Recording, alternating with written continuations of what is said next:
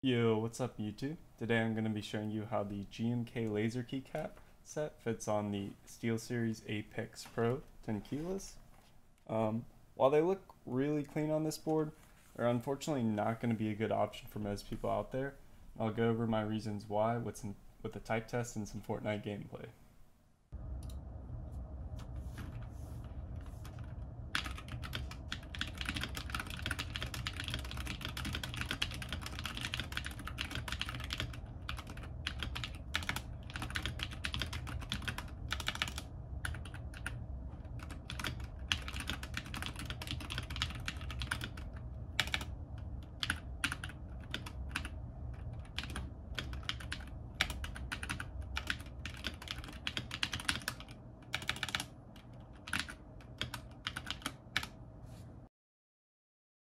So during that type test, I noticed that some of the keys worked fine, while others had issues getting caught on the LED of the Steelseries omnipoint switch.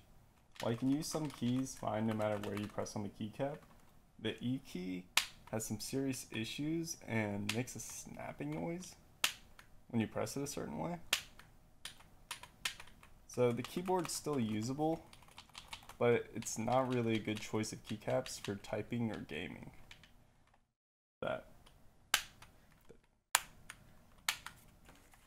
So I hopped into a random Fortnite creative to try out the keyboard. The E key, which was the main point of issue, is my ramp build, and you can see throughout the gameplay that I am struggling kind of a bit with pressing ramp sometimes, and the audio sometimes even picks up on the snapping that I was doing. The F key is also my edit key, and I had some issues with that, but not as noticeable as with the E key. I'd say if you're trying to use this keyboard for anything that involves typing or playing games, you're probably not going to enjoy it too much.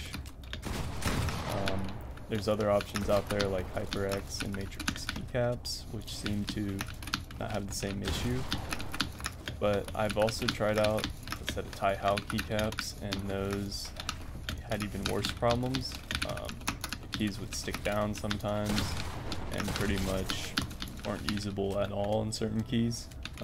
Basically the key would stay bottomed out whenever I was trying to type on them. So while I still could use these, there's really no reason to use an aftermarket set of keycaps that cost well over $100 when the stock keycaps are going to perform better. I mean, they do look cool, but at a certain point, performance is much more important than looks. Overall, I do not recommend buying a set of GMK keycaps with the intention of putting them on the Apex Pro.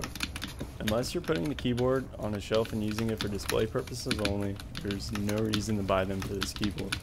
The inconsistency of the keycaps with clipping on the LEDs makes it completely not worth it, and there are other keycap options available out there.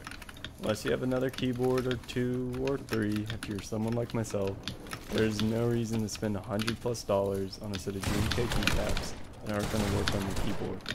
Fortunately, there are better options than the Apex Pro available at a similar price or less, such as the new glorious GMK Pro.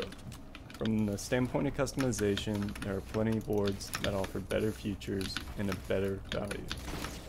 I no longer use the Apex Pro. I moved on to a KVD67 custom build, which is what I originally bought these keycaps for.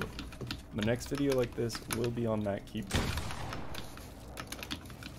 Thank you if you've made it this far. Also, if you notice on the thumbnail or in the video, I am not using the actual arrow keys and the insert and one other key on the Apex Pro. That's because my KVD67 still has those on them. It almost had everything it needed, but I just tried to match up the profiles and get everything right. Please consider subscribing if you want to see more content like this. Also drop a like and leave a comment. Thank you for watching.